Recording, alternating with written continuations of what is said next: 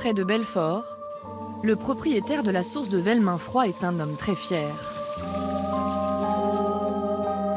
Paul Poulaillon, un homme d'affaires qui possède une cinquantaine de boulangeries, a acheté par passion cette eau minérale. Bonjour, Bonjour, M. Poulaillon. Jean-François. Comment allez-vous? Bien. Lola, bonjour. Alors ce matin, c'est comment? On vient de réaliser les prélèvements quotidiens, ouais. Et à chaque fois qu'il se rend à la source pour la goûter, c'est toujours pour lui le même régal. Alors elle est comment, elle a quel goût, votre eau? Mon eau, elle n'a pas de goût. Là, on sent, parce que bon, elle est un peu ferreuse, elle sort du puits, ferrugineuse. Donc elle a un peu trop de fer qu'on va enlever. Mais c'est tout, autrement, elle est nickel, quoi. Si on boit une eau vertueuse comme la nôtre, on rince le corps, on enlève toutes les toxines qu'on a dans le corps. Et on recommence tout neuf au bout de 2 mois. Il vante la pureté de son eau, comme tous les acteurs de ce marché colossal. Celui de l'eau en bouteille. Un chiffre d'affaires annuel de près de 3 milliards d'euros en France. Nous buvons chaque année 9 milliards de litres d'eau en bouteille. Cette bouteille en plastique, si pratique, est censée nous délivrer une eau d'une grande qualité, directement prélevée à la source, souvent riche en minéraux. On nous la présente comme meilleure pour notre santé que celle du robinet. Je pense qu'elle est plus saine pour moi, oui. Elle est meilleure au goût, en général, que l'eau du robinet. Moins calcaire et moins javélisée. On a plein d'apports différents, que ce soit calcium, magnésium et différents minéraux. Une image de pureté entretenue depuis des dizaines d'années par les grandes marques. C'est ici que la nature fabrique l'eau minérale naturellement. À force de publicité, elles ont imposé l'image d'une eau saine, bienfaitrice et vierge de toute pollution. Observons l'effet dérivé sur votre organisme. Un vrai bain de jouvence. Mais ce produit à la si bonne image a connu un petit séisme il y a 6 mois. La presse en a fait ses gros titres. Des particules de plastique détectées dans plusieurs eaux en bouteille. Des microplastiques dans l'eau en bouteille. À l'origine de ces révélations, une enquête d'un site d'information américain. 93% des bouteilles d'eau seraient contaminées par des microplastiques.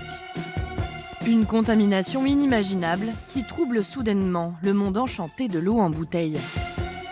Et qui a stupéfait Dan Morrison, l'un des journalistes américains à l'origine de l'enquête. On ne savait pas ce qu'on allait trouver. On ne savait pas quelle densité de particules. Tout était ouvert. Et les résultats nous ont vraiment surpris. Dans certains cas, le nombre de particules était stupéfiant. Frappé par la pollution au plastique des océans et rivières, lui et ses collègues se sont demandé si des microparticules ne s'étaient pas infiltrées jusque dans nos bouteilles. Ils ont alors lancé une vaste analyse, pilotée par une scientifique spécialisée.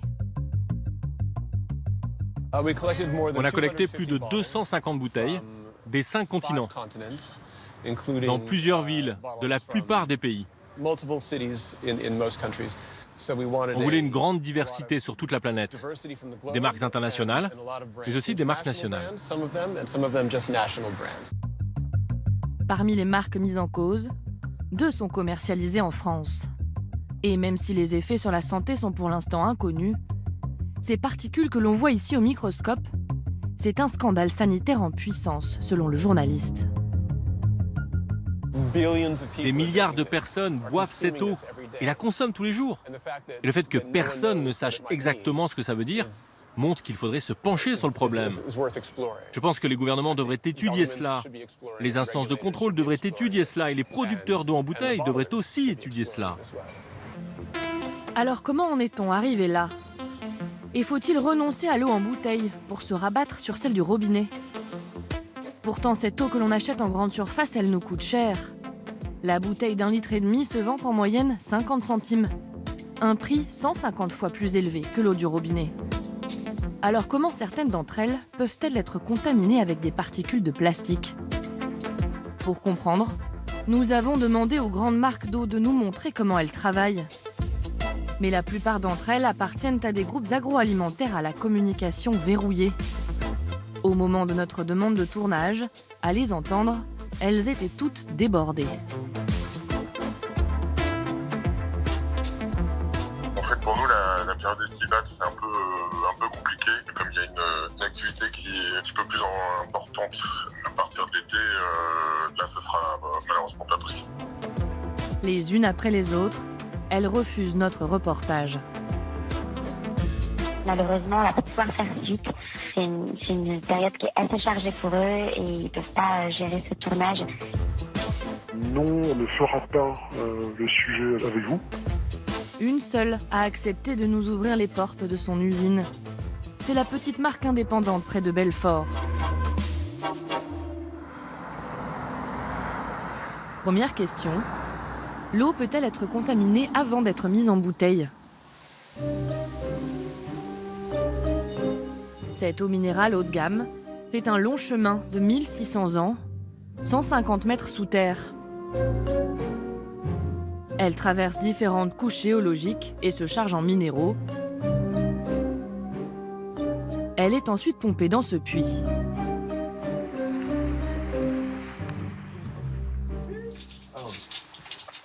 Donc l'idée, c'est de s'étendre. Et pour en préserver la qualité, Paul Poulaillon achète régulièrement les terrains autour de sa source. Depuis 10 ans, on rachète des morceaux. Voilà. C'est ce qui fait que on arrive petit à petit à étendre notre périmètre de protection. À concentrer le... C'est pas pour être propriétaire terrien, hein. Non, c'est vraiment pour maîtriser protection. ce qui se passe autour de notre captage. Il évite ainsi l'installation de décharges ou le développement d'activités agricoles qui pourraient polluer son puits. Du coup, les prélèvements effectués à la source montrent une qualité constante. Voilà, nos prélèvements du forage sont réalisés. Ensuite, toujours pour la préserver au maximum, l'eau n'entre jamais en contact avec l'air extérieur. Elle est acheminée via des tuyaux souterrains jusqu'à l'usine, 1,5 km plus loin. Ici, elle est immédiatement mise en bouteille, dans un environnement entièrement stérilisé. La machine qui remplit les bouteilles est placée dans un caisson étanche, un processus censé assurer sa pureté. Travailler sur cette machine qui est en surpression nous évite toute contamination aérienne, physique ou bactériologique. Ça peut être de la poussière, ça peut être une mouche qui passe par-ci par-là, des bactéries dans l'air. Sur des process par exemple plus longs, on pourrait avoir une contamination physique par des petites particules qui pourraient être amenées dans les bouteilles, mais voilà, nous, notre process, on l'a voulu le plus hygiénique possible. Si le trajet de l'eau est sécurisé, y a-t-il un risque du côté du plastique de la bouteille ? Il pense avoir pris les précautions nécessaires en choisissant un matériau haut de gamme. Il arrive sous cette forme étrange de tube à essai. Donc ça, la préforme, ce sera la matière première pour une bouteille d'1 litre. Donc nous, cette préforme, on l'a voulu dans une résine qui est 100% vierge. Donc nous, à ce sujet, on a réalisé des études de migration pour s'assurer qu'il n'y ait rien qui puisse passer au travers du plastique et migrer dans le produit. Pour devenir une bouteille, le plastique est soufflé en une fraction de seconde dans cette machine, où il est chauffé à 100 degrés. Ce processus rigoureux évite-t-il à cette marque de luxe de vendre de l'eau avec des particules de plastique ? Inquiète des révélations de l'étude américaine, elle a fait faire des analyses qui s'avèrent négatives. Alors pour les marques mises en cause qui nous vendraient de l'eau polluée, le problème est-il lié au mode de fabrication pas assez hermétique ou à la qualité du plastique utilisé ? Impossible de trancher à l'heure qu'il est, mais il y a quelqu'un qui a une autre hypothèse.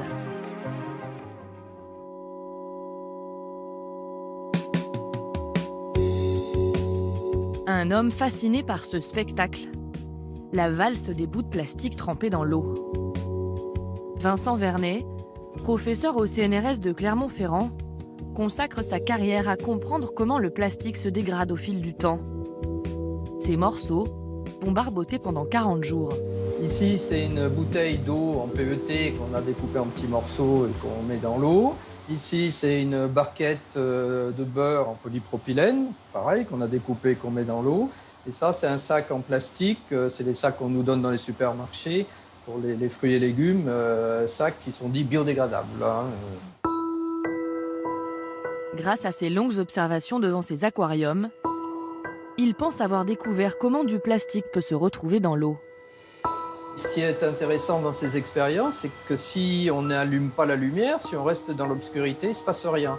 Donc il y a un effet évident de la lumière. Au cours de la vie de la bouteille et de l'embouteillage de l'eau dans une bouteille, il peut y avoir, et de la consommation de cette eau, il peut y avoir un certain nombre de transferts qui vont se faire de la matière plastique à l'eau. À l'écouter, une bouteille exposée à la lumière pourrait libérer des particules de plastique. Pour éviter cela, il faudrait donc que les industriels protègent les bouteilles et que nous fassions la même chose à la maison. L'effet délétère de la lumière, la qualité des plastiques, c'est peut-être pour cela que beaucoup de nos bouteilles d'eau contiennent ces fameuses particules. Alors pour leur échapper, faut-il se rabattre sur l'eau du robinet, qui a l'avantage d'être beaucoup moins chère. Là aussi, nous avons commencé par faire des découvertes peu rassurantes. Régulièrement, Vincent Vernet part en vadrouille avec ses étudiants. Ils ne vont pas observer la faune ou la flore, ils partent à la chasse au plastique. Et alors qu'ils sont en pleine nature, à 50 km de Clermont-Ferrand, ils n'ont qu'à se baisser. Si vous regardez la rivière, on voit passer les déchets dessus. Hein. Bon, là, il y en a un beau. Hein. Donc c'est en plein soleil. Dans quelques temps, ça va s'exploser en fragments et ça va partir. Comme à peu près partout en France, les rives de ce cours d'eau sont truffées de déchets, la plupart en plastique, comme cette paille. Bon là, vous voyez ça, l'arbre de Noël, là. Voilà. Hein, le sac en plastique, il s'est fragmenté, là. Vous pouvez venir voir, là, c'est très beau, là.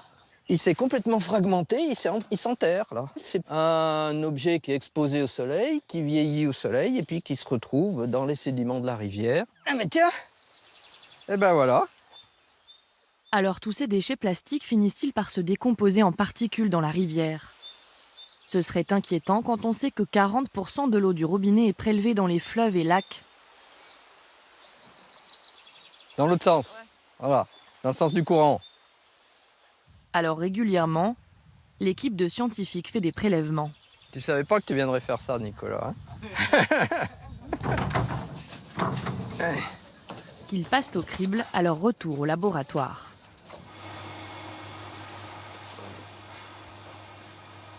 Alors là, ça ressemble quand même beaucoup à des sédiments. Hein. On ne voit pas vraiment de microplastiques, mais on peut commencer à se poser des questions. Ici, on a du blanc. Et très souvent, ces petits fragments à l'aspect pas très naturel se révèlent être la même chose. Mais ça, c'est des fragments, hein, c'est des microfragments, tout ça. C'est ça, un microplastique. Oui. Bah, c'est tout ça, c'est tous des microplastiques. Hein. Et puis alors sur cette image, on a deux sphères parfaites, là, une blanche, une bleue. Alors déjà, une sphère bleue, ça peut attirer l'œil. Hein. Et ça, c'est les fameuses microbilles qui ont été tant décriées, qui sont dans les cosmétiques hein, ou dans les dentifrices. Ils ont pratiqué les mêmes analyses dans une vingtaine de rivières et de fleuves partout en France. Dans la Loire, la Charente, le Tarn, l'Allier. Et les résultats sont alarmants. On a fait au total 87 prélèvements depuis le mois de septembre dernier. Et on a sur les 87, il y en a 78 qui sont positifs. Ça suit le cycle de l'eau. C'est des particules légères qui voyagent avec l'eau. Alors boit-on ces particules de plastique dans notre eau du robinet? Est-elle suffisamment traitée pour nous éviter d'en ingurgiter? Exemple, avec l'eau que boivent les Parisiens.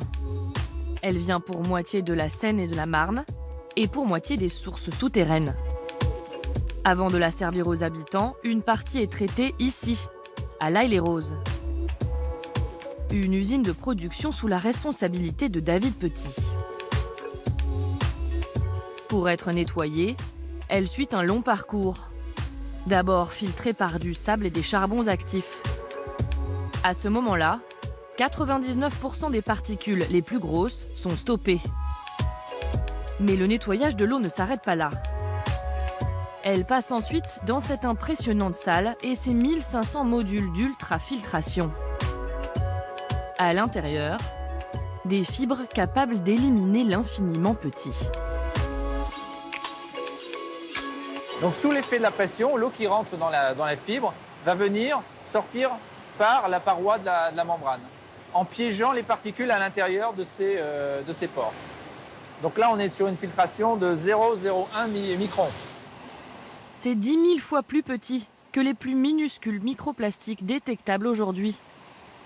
Une barrière largement suffisante selon David Petit. Les microparticules qui pourraient être minérales, qui pourraient être d'origine aussi industrielle, comme les microplastiques, sont de taille plus grosse, c'est-à-dire de l'ordre du millimètre ou du micron. Donc forcément, elles vont être piégées. En résumé, pour éviter de boire des particules de plastique, il vaut mieux se passer des bouteilles et plutôt se servir au robinet. Mais notre dernière découverte pourrait bien tout remettre en cause. Car en fait, nous passons notre vie à respirer des particules de plastique. Sur les toits de l'université de Créteil, c'est ce que constatent depuis des années Johnny Gasperi et Bruno Tassin, chercheurs. Ils ont laissé retomber dans cet entonnoir tout ce qui est naturellement en suspension dans l'air. Et pour pouvoir ramasser toutes ces particules, ils font couler de l'eau pure. Pour récupérer tout ce qui s'est déposé par temps sec. Voilà. Je soulève. Voilà. Ah, il y a du monde, hein. On a récupéré tout ce qui était déposé sur les bords de l'entonnoir en période de temps sec. Depuis 2 semaines, en fait. Donc, du coup, on va aller filtrer ça en laboratoire sur un filtre. Et après, on va aller observer ce filtre au microscope. Ben, on y va, on va au labo. Et le résultat est à peine croyable. Ah bah voilà. Le hasard a fait qu'on tombe pile poil sur 2 grandes fibres. Parmi les poussières, les particules fines issues des carburants et autres polluants, des fibres plastiques. Elle fait 200 microns. Au final, on met un collecteur de retombées atmosphériques à 30 mètres du sol sur un toit. On ne s'attendait pas à ce qu'il y ait de fibres. Voilà. Ces fibres, nous les respirons non seulement en milieu urbain, ici en banlieue parisienne, mais aussi partout à la surface du globe. On retrouve ces fibres dans des lacs alpins qui sont complètement déconnectés de toute activité. On va retrouver ces fibres en Antarctique. Elles viennent à la fois par les courants marins, mais également par le transport atmosphérique sur longue distance. Nous sommes donc immergés dans ces particules de plastique. Et elles se mêlent à l'eau que nous buvons, que ce soit en bouteille ou au robinet. Nous les mangeons également à chaque repas. Si vous mettez le couvert chez vous, que vous mettez une assiette, le temps que vous prépariez le repas, que vous le mangiez, bah, vraisemblablement, il y a des fibres de ce type-là qui sont tombées dans votre assiette et que vous avez mangé. Contrairement à celles retrouvées dans l'eau, ces microparticules ne proviennent pas de nos déchets, mais d'une source plus inattendue, nos vêtements. Donc dans ce sac, pour le pressing, nous avons une superbe polaire, voilà, 100% polyester. Donc voilà, on est sur un vêtement en plastique, un tricot, hein, des choses qu'on vraiment des vêtements de la vie de tous les jours. On voit que ça n'a rien d'extraordinaire. Voilà, acrylique, 82% acrylique, 18% polyester. Polyester, polyamide, acrylique, nylon. Tous ces textiles synthétiques se dégradent au moindre frottement, mais aussi dans les machines à laver. Leurs fibres se disséminent dans les eaux usées et partout dans l'atmosphère. Mais alors ces particules de plastique que l'on respire et que l'on boit, à quel point sont-elles dangereuses pour notre santé ? Il y en a un qui est plutôt inquiet. Mathieu Lazerge est professeur de chimie à la faculté de pharmacie de Paris.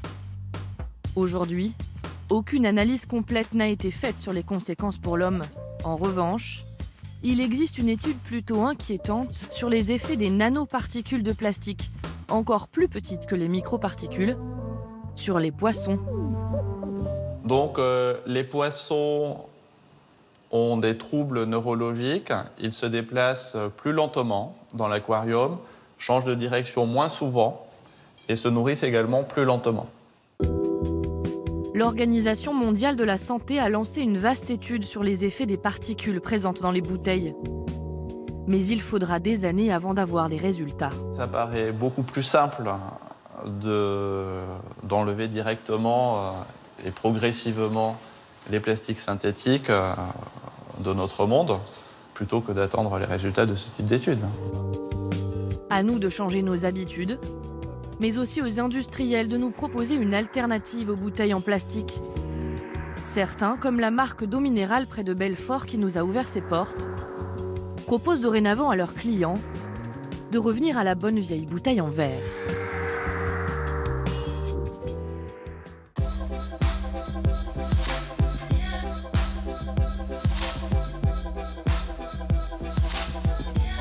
Le plastique est aujourd'hui, on le sait tous, un fléau environnemental, un fléau écologique. Un chiffre, chaque année, 8 millions de tonnes de plastique sont ainsi déversées dans les océans, à tel point que désormais, les grandes enseignes et les supermarchés surfent sur la mode du sans-emballage au profit de la vente en vrac. Tous les aliments peuvent être vendus individuellement. Le phénomène est en plein boom, poussé aussi par des activistes très nombreux qui mènent des opérations coup de poing. Alors question, peut-on au quotidien se passer d'emballage? Que cache aussi ce nouveau business? Supermarché sans emballage, est-ce vraiment possible? C'est une enquête signée Juliette Guérin.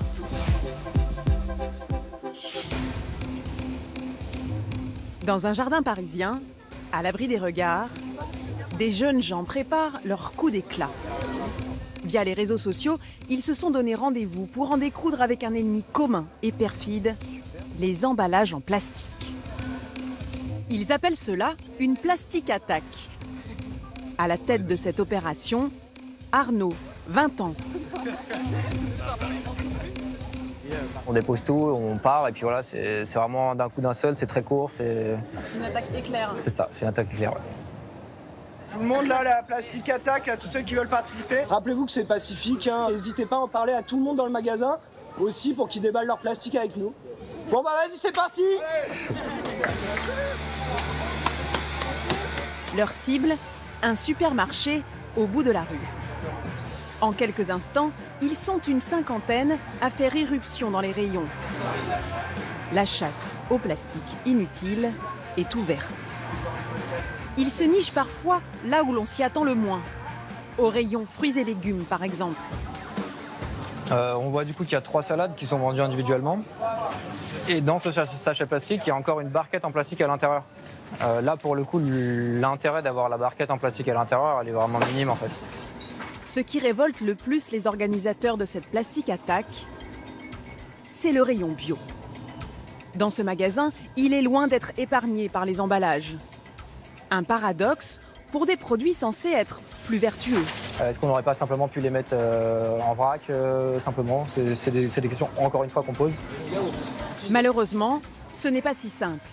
Les grandes surfaces sont contraintes de les emballer pour les différencier au premier coup d'œil des produits non bio. Une aberration de plus, selon ces plastiphobes. Sensibiliser les consommateurs au suremballage, voilà donc l'un des objectifs de cette opération Bon Enfant. C'est plein de plastique aujourd'hui, on est trop contents. Mais c'est après le passage en caisse que cette plastique attaque prend vraiment tout son sens. Allez, venez. Les enfants, c'est le moment où on déballe les emballages qui nous servent à rien. Virginie est elle aussi venue traquer le plastique. Tiens, Félix, en famille. Alors là, je crois qu'on a le pompon, vous voyez, regardez. J'ai d'abord un premier carton. J'ai un plastique dans lequel j'ai des emballages individuels. Tu viens, on va tout mettre là dans le caddie, derrière, d'accord? En moins d'1 heure, les 50 participants ont rempli 10 caddies, uniquement d'emballages jugés superflus. Des prises de guerre exposées fièrement. Les deux là au bout, retournez-vous. Le temps d'une action coup de poing, ces Parisiens se retrouvent sous les projecteurs. Mais ils ne sont pas les seuls à mener cette croisade anti-plastique. France, Allemagne, Grande-Bretagne ou encore Norvège.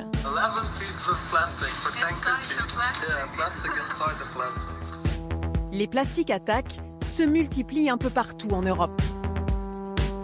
Un combat que ces consommateurs responsables poursuivent sur les réseaux sociaux. Ces derniers mois, des internautes ont partagé leurs photos d'emballages plastiques plus absurdes les uns que les autres. Cela pourrait prêter à sourire si l'avenir de la planète n'était en jeu. Car ce qui alarme ces citoyens, ce sont surtout ces images d'apocalypse. Aujourd'hui, 10% de la production mondiale de plastique finit dans l'océan, causant la mort de nombreux animaux marins. L'image de cette tortue dont on extrait une cuillère en plastique a ému la planète entière. Et quand ces déchets ne finissent pas leur course dans la mer, ils s'entassent souvent dans d'immenses décharges. En France, seulement 25% des déchets plastiques sont en effet recyclés. Avec la Finlande, nous sommes le plus mauvais élève de l'Union européenne. Face à cette situation dramatique, les comportements sont en train de changer, chez les commerçants notamment. De nombreuses épiceries et grandes surfaces ont décidé de réduire les emballages et proposent même une solution toute simple, la vente en vrac. Un marché qui explose. En 5 ans, le chiffre d'affaires du vrac est passé de 100 à 850 millions d'euros. Mais est-ce facile ou contraignant d'acheter en vrac? Le choix et la qualité sont-ils toujours au rendez-vous? Et surtout, le consommateur s'y retrouve-t-il? Question prix. Pour celles et ceux qui se sont mis au vrac et ont renoncé au plastique jetable, On va attraper les pots, Loulou. à la maison, c'est toute une organisation. Non, attends, on les pose là. Tu sais quoi, Loulou? Félix, va chercher ta petite marche rouge. Comme chez Virginie, rencontrée la veille à la Plastique Attack. Allez, on va prendre celui-là. Sur ses étagères, elle a fait place nette. Il n'y a plus que des bocaux en verre. J'en ai toutes les sortes et toutes les tailles. Plus ou moins hermétique en fonction de ce que j'y mets. Attends, Félix, si on fait comme ça va sortir partout. Et dans son frigo, tout est soigneusement rangé dans des boîtes réutilisables. Quand j'ouvre le placard ou quand j'ouvre le frigo, j'ai pas d'abord la marque de je ne sais quoi qui me saute aux yeux. J'ai pas de couleur, de trucs, machin. Je vois en fait que ce que je vais manger, quoi. Sa guerre contre le plastique jetable a chamboulé les gestes de sa vie quotidienne. Alors, y compris dans la salle de bain. ça, c'est ce qui sert à toute la famille, en fait. Les multiples shampoings et savons liquides sont remplacés par leur version solide. Dernière victime en date de Virginie, les brosses à dents. D'abord, on a commencé par ce type de brosse à dents, en fait, où on ne peut changer que la tête. Donc voilà, donc en fait, je récupère la tête, j'en mets une nouvelle, hop, et voilà, j'ai une nouvelle brosse à dents. Et le manche est en plastique. Et là, depuis peu, les enfants ont leur première brosse à dents en bambou et complètement compostable. Donc après, on pourra les mettre dans le compost. Là, ça c'est le dentifrice pour les adultes. Il y a 4 cuillères d'argile blanche, 1 cuillère de bicarbonate et 5 gouttes d'huile essentielle de citron. Après, je peux mettre de la menthe, ça dépend du goût que j'ai envie d'avoir. Mais comme mes enfants sont petits, l'huile essentielle, c'est pas hyper conseillé. Donc, pour les enfants, pour l'instant, on a quand même du dentifrice dans un tube en plastique. Mais vivre sans plastique demande de revoir complètement sa manière de faire les courses. Ce qui n'est pas toujours une mince affaire. Une fois par semaine, Virginie fait un plein au marché couvert de son quartier. Mais pas question d'utiliser les emballages proposés par les commerçants. Elle arrive avec son propre équipement. Je viens avec mes boîtes. Voilà, ça c'est mon pot pour le fromage blanc. Ça en général, je mets plutôt de la viande. Pourquoi ? Parce qu'en fait, c'est pratique parce qu'en fait, après, je peux faire cuire directement dedans. Donc du coup, en plus, c'est gain de temps. C'est-à-dire que je remets dans le frigo et en fait, ça, c'est en verre qui passe au four en fait. Voilà. Et ça, c'est mon plateau de fromage en fait. Donc du coup, je mets mes fromages directement dedans. Comme ça, je sais à peu près la quantité qu'il me faut chaque semaine. C'est dedans, je mets dans le frigo et quand je sers à table, tadam! Ici, elle est connue comme le loup blanc. Bonjour, ça va bien? Ouais. Je vais vous prendre des blancs de poulet. Car les clients comme elle se comptent encore sur les doigts de la main. C'est des clients habituels, j'en ai au moins 4 ou 5 pour l'instant. Mais bon, c'est bien, ça évite de donner de l'emballage, surtout des petits sacs. Enfin, maintenant, on en donne de moins en moins. La plupart d'entre eux, comme cette dame, se contentent de réutiliser leurs vieux sacs en plastique. C'est déjà ça. Moi, j'ai avec mes sacs plastiques et mes sacs papier. Voilà. J'ai gâché d'habitude, mais déjà penser aux sacs, c'est déjà... voilà. C'est pas difficile, mais il faut y penser. C'est pas difficile, mais il faut y penser, il faut que ça devienne automatique, quoi. Voilà, c'est ça le truc.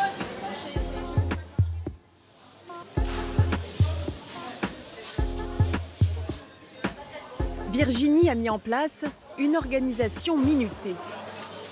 Entre sa vie de famille et son boulot de consultante en marketing, pas de temps à perdre. Après le marché, elle fonce à la supérette bio, où elle achète cette fois tous ses produits d'épicerie. Ici, ils sont proposés sans emballage. Elle y trouve essentiellement les aliments secs, comme les pâtes ou les lentilles, vendus en vrac. Ce mode de consommation est un geste pour la planète, mais aussi intéressant pour les finances de la famille.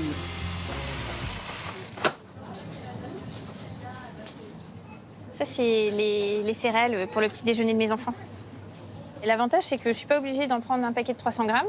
Je peux prendre 150 grammes et puis après, ils peuvent changer de céréales s'ils ont envie et je ne perds pas la moitié de mon paquet, quoi. Avant, j'avais plein de trucs qui dormaient dans mon placard que je n'utilisais pas forcément. Ou du coup, je me dis « Oh mince, j'ai oublié, en fait, ça va être périmé, donc il faut que j'utilise. » Non, financièrement, c'est intéressant parce qu'on achète vraiment que le produit et au final, on gagne un peu d'argent, quoi. On gagne un peu d'argent, ouais. Je gagne à peu près 30 € sur mon panier de courses. Sur un panier de base à 120 €, quoi. Soit sur un an, environ 1 500 € d'économie pour Virginie. Acheter juste la quantité dont on a besoin, voilà l'un des avantages du vrac. Une façon de consommer qui ne concerne plus seulement les puristes. Le vrac se démocratise. Aujourd'hui, il y a plus de 160 magasins spécialisés en France, soit 10 fois plus qu'il y a 3 ans. Il existe même une chaîne 100% vrac, avec 35 boutiques franchisées réparties sur tout le territoire. Comme celle-ci, située en plein Paris, avec à sa tête Rosane Fontanelle. Doucement, Pierre. Après avoir longtemps travaillé dans la communication, elle s'est reconvertie dans l'épicerie. Chaque semaine, elle se fait livrer une 50aine de silos remplis à ras-bord. Parmi eux, les valeurs sûres de la vente en vrac. Il y a des produits comme ça, on commande de toute façon systématiquement chaque semaine. On va le voir là, il y a les pâtes, les cornflakes, les muesli chocolat croquant, les amandes, les noix de cajou, le vinaigre blanc font partie des produits, des top produits vendus. Dans son magasin, on trouve de tout, vraiment de tout. Du bio et du non bio. Du café aux produits d'hygiène et d'entretien. Des épices et des herbes en tout genre. Et même des croquettes pour chat. Dinde, saumon, Minou n'aura que l'embarras du choix.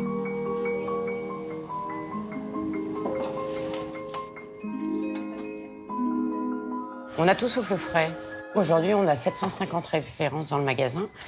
Et avec ces 750 références, finalement, on n'a plus besoin d'aller dans ces supermarchés. C'est important de tout avoir dans un même magasin. Ça simplifie la vie quand même. On gagne du temps. Ici, pas d'emballage en plastique. Des rayons façon boutique à l'ancienne. Et des produits proposés au kilo.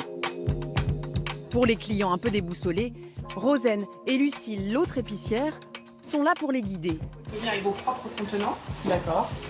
Des boîtes, des bocaux, des sacs. Okay. Au préalable, on va les peser, comme a fait... vous n'êtes peut-être pas venu, voilà. On les pèse, ça fait la tare, et ensuite vous vous servez. Et si vous n'avez pas de contenant, on a des bocaux à disposition, qui sont apportés par les clients. Ils les apportent nettoyés sans étiquette. Nous, on les renettoie, on les pèse, et en plus, on peut les utiliser gratuitement. Alors, la lessive. la lessive hypoallergénique. C'est une manière aussi de prendre le temps avec les clients, de leur expliquer, de leur donner des petites infos, des petites astuces. Par exemple, sur le vinaigre, nombre de fois où je dis si on souhaite avoir un vinaigre parfumé, en ce moment, c'est la période de la lavande. On fait infuser de la lavande dans le vinaigre et ça donne un vinaigre à la lavande. Mais on retrouve un peu l'épicier traditionnel, là, madame. Ben oui, que j'ai connu quand j'étais petite. Hein. On a un contact avec le vendeur, plus qu'effectivement dans un supermarché. Et je trouve ça beaucoup plus agréable. Voilà. Ce service qui peut sembler haut de gamme a-t-il un prix? La lessive bio achetée ici en vrac coûte 4 € le kilo. Un produit similaire emballé, vendu en supermarché, coûte autour de 3,40 € le kilo. Un peu plus loin, le riz basmati, 3,50 € le kilo, contre en moyenne 3,70 € en paquet. Enfin, les coquillettes, produit star du vrac, 1,30 € le kilo, contre 1,40 € en moyenne, emballé. Bilan des courses, acheter en vrac ici vous coûtera, selon nos calculs, à peu près le même prix qu'emballé. De la main-d'œuvre, du choix et des prix compétitifs. Comment cette boutique réussit-elle à relever le défi? Cette petite épicerie de quartier, qui suscite la curiosité, s'appuie comme un supermarché classique sur une centrale d'achat.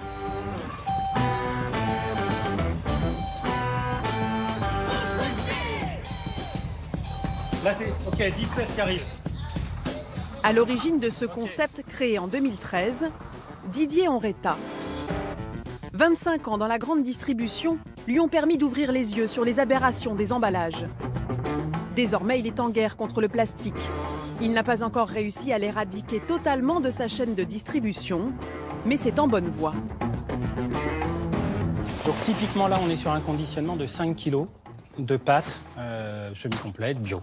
Si on était dans une situation traditionnelle d'achat de la famille moyenne des Français, ça serait dans un gros carton dans lequel il y aurait 10 sachets de 500 grammes ou 20 sachets de 250 grammes, même en plastique. Et du coup, on aurait 2 couches. Lorsqu'on regarde bien ici, il n'y a pas le carton, il y a déjà une couche en moins. Et même si ça reste encore, pour l'instant, conditionné dans une matière plastique, pour des raisons d'équipement, au total, on a à peu près moitié moins même de plastique que la somme des petits sachets mis bout à bout qu'il y aurait au départ. Son plus gros défi, élargir le choix des produits et attirer les grandes marques. Pas toujours prêtes à se passer d'emballage avec leur logo bien visible. Trouver des fournisseurs reste un casse-tête pour Didier. Certains ne veulent pas aller sur le vrac parce qu'ils ont le sentiment de ne pas exister. Et puis certains ne sont pas équipés, ils n'ont pas de gros conditionnement par exemple. Donc s'il faut ouvrir des sachets de 250 grammes pour les remettre dans des bacs de 5 kilos, ça n'a pas de sens. Donc du coup, pour ces deux raisons-là, c'est pas si simple que ça de trouver des fournisseurs. En 5 ans, Didier a quand même réussi à tisser un réseau de fournisseurs. Des PME qui acceptent de jouer le jeu du vrac. Et surtout, de s'aligner sur sa politique de prix. En échange, il promet de leur acheter pour chaque commande de plus gros volumes. Nous, par exemple, on fait tout pour que nos produits soient légèrement moins chers qu'une qualité comparable qui serait vendue en hypermarché, donc dans ce qui est censé être le moins cher aujourd'hui du marché. Mais c'est un vrai effort, à la fois sur notre chaîne logistique, à la fois sur nos fournisseurs et à la fois sur notre propre marge, pour que nos clients aient conscience de ce petit décalage de prix à la baisse. Didier a intérêt à respecter cette règle s'il veut continuer à peser dans ce marché. Car de nouveaux concurrents, et pas des moindres, ont senti qu'il y a un coup à jouer. Les géants de la grande distribution. Aujourd'hui, la plupart des supermarchés proposent ce type de rayon.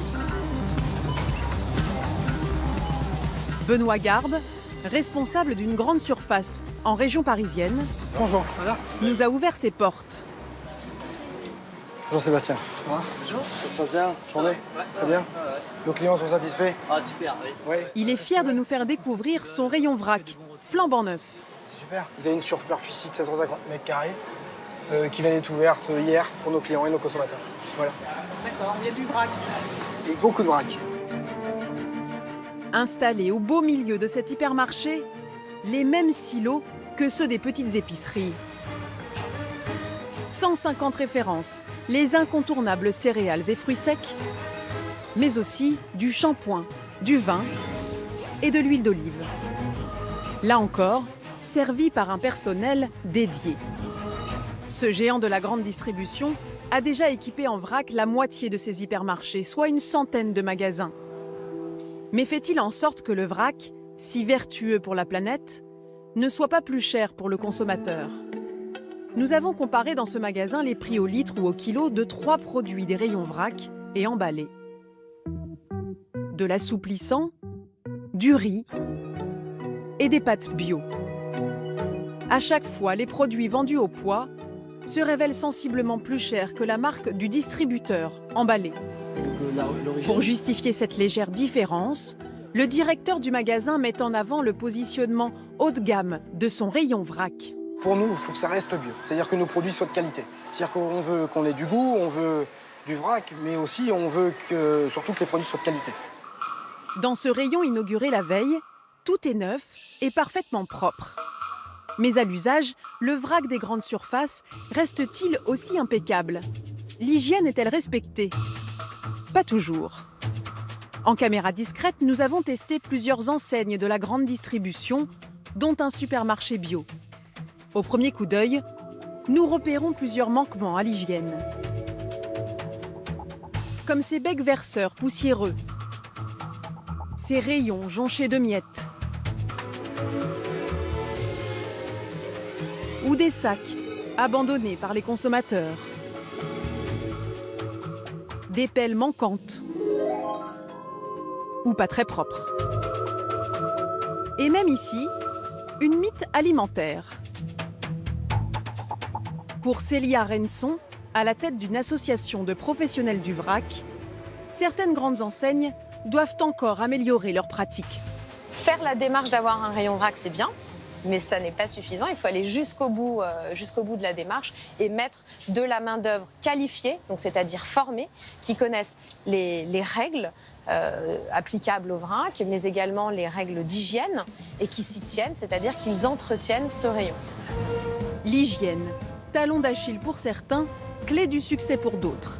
Didier Onreta, le patron de la chaîne d'épicerie vrac, en a fait son cheval de bataille.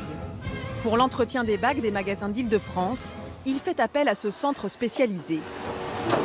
Bonjour. Avant d'être réutilisé, chaque silo vide passe par cette chaîne de lavage. Ils y sont démontés, nettoyés, désinfectés et séchés. Pour Didier, tout doit être impeccable. Question d'image et bien sûr d'hygiène. Alors là, l'opérateur, quand il est au bout, il va essayer d'assurer le séchage intégral, y compris les toutes petites bulles d'eau qui ont pu rester dans certains recoins ou sur certaines parties de façade après le séchage en machine, parce qu'on va remettre dedans des produits secs. On va mettre de la farine, on va mettre du sucre, on va mettre du riz. C'est des produits pour lesquels il ne doit pas y avoir la moindre trace d'eau à l'intérieur. Par ailleurs, une trace d'eau égale un développement bactérien potentiel. Il peut y avoir des nouvelles bactéries simplement parce qu'on a laissé une goutte d'eau. Donc on va enlever toutes les gouttes d'eau avec la petite soufflette, comme on le voit là, sur l'intégralité des pièces pour qu'il ne reste plus rien. D'ici la fin de l'année, Didier Onreta a prévu d'ouvrir 6 boutiques supplémentaires de vente en vrac à travers toute la France.